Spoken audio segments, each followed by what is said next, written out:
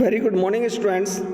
I am Rohtas Singh, your English teacher, and in this video, we are going to read the poem The Ball Poem, written by John Berryman from the book First Flight of 10th class.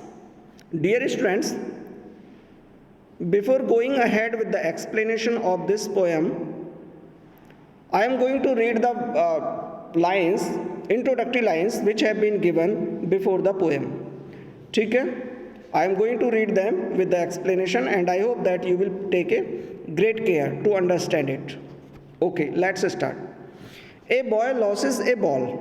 एक लड़का एक ball खो देता है. He is very upset. वह बहुत upset है. Upset means दुखी है, वह बहुत दुखी है. A ball doesn't cost much. एक बॉल बहुत ज़्यादा कीमत की नहीं होती है. Nor is it difficult two by another ball, और ना ही एक दूसरी बॉल लेना कोई बहुत कठिन बात होती है. Why then is the boy so upset, फिर वह लड़का इतना अपसेट, इतना अधिक दुखी क्यों है. Read the poem to see what the poet thinks has been lost. ये जानने के लिए कि पोइट क्या सोचता है कि इसमें क्या खो गया है, ऐसी कितनी बड़ी चीज़ खो गई है, ये सारी चीज़ जानने के लिए पोएम को पढ़ो. And what the boy has to learn from the experience of losing something, कि कुछ खोने के अनुभव से उस लड़के को क्या सीखना है, ये जानने के लिए पोएम को पढ़ो. पोएम को थोड़ा सा और मैं एक्सप्लेन कर दूं, थोड़ा अलग से इसका सेंस मैं बता दूं कि इसको एक तरह से फ़िलोसफिकल वे में भी लिया है पोइट ने. जो पोइट हमारे जॉन बेरीमैन हैं, उन्होंने इसको बताने की कोशिश की है कि जब बच्चा होता है, बच्चा का मतलब है कोई भी इंसान जब छोटा होता है तो धीरे धीरे सारी चीज़, अच्छी और बुरे सारे अनुभवों से गुजरता है. ज़िंदगी में कोई कभी सुख, कभी दुख और कभी लाभ, कभी हानि होती हैं. तो जब सबसे पहले मनुष्य एक हानि से गुजरता है, मीन्स उसको कोई हानि होती है, कुछ लॉस होता है, तो उसको लगता है जैसे उसका बहुत बड़ी चीज़ खो गई है, बहुत ज़्यादा उसको नुकसान हो गया है. लेकिन होता क्या है कि हर खोने वाली चीज़ मनुष्य के कुछ चीज़ें सिखा कर जाती हैं. और वही इस पोएम में उसने बताने की कोशिश की है कि जब एक लड़का अपनी बॉल खो देता है तो वो बॉल तो खो देता है, लेकिन उस खोने के एक्सपीरियंस से उसको बहुत कुछ सीखने के लिए मिलता है. वो सीखना, वो अनुभव सीखना कि हम कोई चीज़ खोकर, किसी चीज़ को के हानि होने पर हमको अपने आप को किस तरीके से स्टैंड अप करके रखना है, मतलब कैसे उन चीज़ों से उबरना है और कैसे उन चीज़ों को हम कवर अप कर सकते हैं. ये सारी चीज़ें इसमें समझाने की कोशिश की हैं कि ये सब चीज़ मनुष्य का एक एक्सपीरियंस है जो धीरे धीरे करके अनुभव से और समय के साथ साथ सीखता है. ठीक है students, I am going to start it. What is the boy now who has lost his ball, यानी जिस लड़के ने अपनी बॉल खो दी है, अब वो क्या है. वो क्या है का मतलब वो अब कैसा है. What is he to do, अब वह क्या करेगा, मतलब अब उसको क्या करना है, या फिर अब वो बॉल खो जाने के बाद अब वो क्या करेगा. आई सा इट गो मैरीली बाउंसिंग. अब ये पोइट बताता है कि जो लड़का है बॉल से खेल रहा था, वो बॉल उसकी खो गई है, तो उसके बॉल के बारे में बता रहा है कि आई सा इट, मैंने इसे देखा था. मैंने इसे देखा था का मतलब मैंने कभी बताता है कि मैंने बॉल को देखा था. गो मैरीली बाउंसिंग, उछलते हुए खुशीपूर्वक मैंने उसे जाते हुए देखा था. Down the street, down the street मतलब गली में.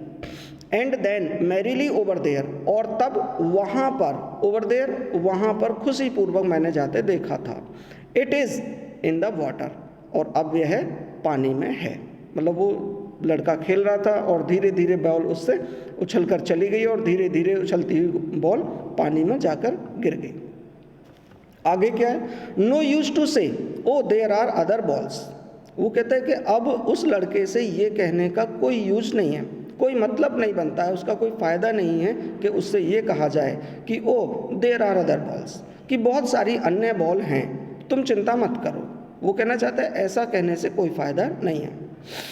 An ultimate shaking grief, ultimate का मतलब बहुत ज़्यादा कह सकते हैं, बहुत ज़्यादा. शेकिंग माने हिला देने वाला, मतलब झकझोर देने वाला। ग्रीफ दुख, फिक्सिस माने जकड़ लेता है, द बॉय लड़के को, यानी एक बहुत ज़्यादा हिला देने वाला, झकझोर कर देने वाला दुख लड़के को जकड़ लेता है। As he stands rigid, rigid का मतलब दृढ़ होता है, मतलब बिना हिला डुले दृढ़। ही स्टैंड्स रिजिड, वह बिल्कुल दृढ़तापूर्वक खड़ा होता है। ट्रेम्बलिंग, लेकिन यहाँ पर उसने फिर ट्रेम्बलिंग भी कहा है। ट्रेम्बलिंग का मतलब कांपते हुए, लड़खड़ाते हुए। और हो सकता है वो ये कहना चाहता है कि जो रिजिड है वो बाहर से बिल्कुल रिजिड है, दृढ़ दिख रहा है, लेकिन अंदर से जो विचार हैं उनमें बहुत ज़्यादा ट्रेम्बलिंग है। Staring down all his young days into the harbour, वह नीचे देखते हुए उन सारे दिनों को लर्न करता है, याद करता है, रिमेंबर करता है जो दिन उसने इस हार्बर पर बिताए थे। हार्बर का मतलब समझेंगे, harbour is a place from where ships goes and to the ships come, जहाँ पर जो पानी के जहाज़ आते हैं या जहाँ से जाते हैं। Just like airport for the aeroplanes, ठीक है स्टूडेंट्स, मतलब जैसे एरोप्लेन्स के लिए एयरपोर्ट होते हैं, इसी तरह से जो जहाज़ होते हैं, पानी के जहाज़ होते हैं, शिप्स होते हैं, उनके लिए हार्बर यानी बंदरगाह या पत्तन बनाए जाते हैं।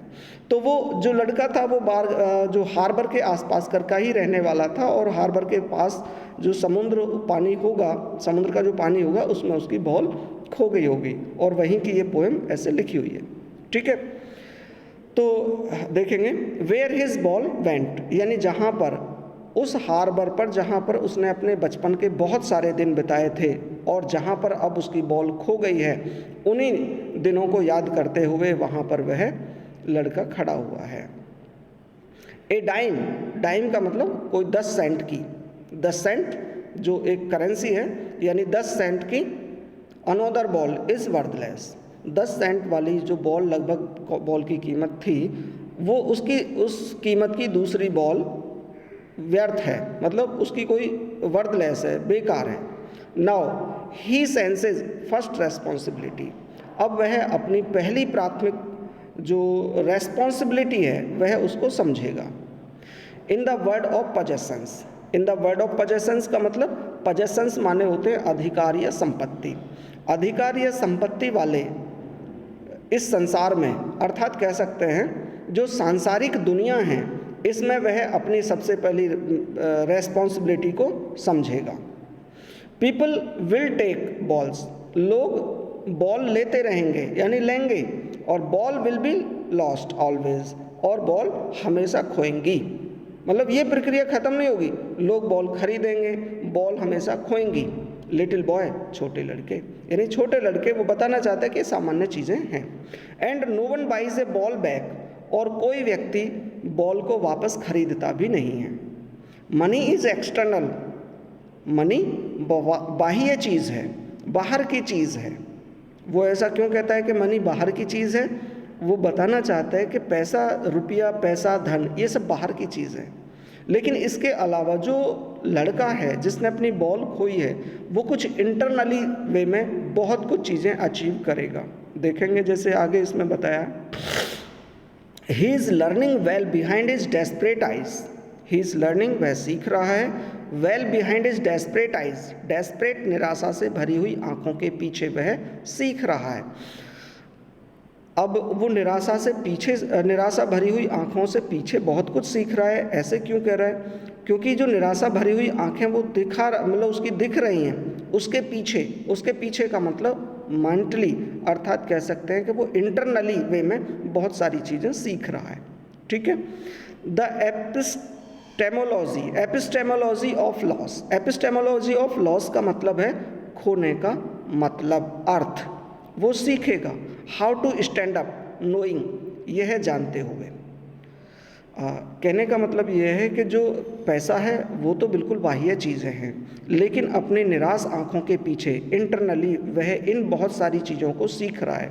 क्या क्या चीज़ें हैं उसमें? 2 मेन चीज़ें हैं कि जो लॉस है, हानि है, उसका वास्तविक मतलब क्या होता है, और उस लॉस को हमें किस तरीके से बर्दाश्त करना होता है, ये चीज़ें उसे सीखनी हैं।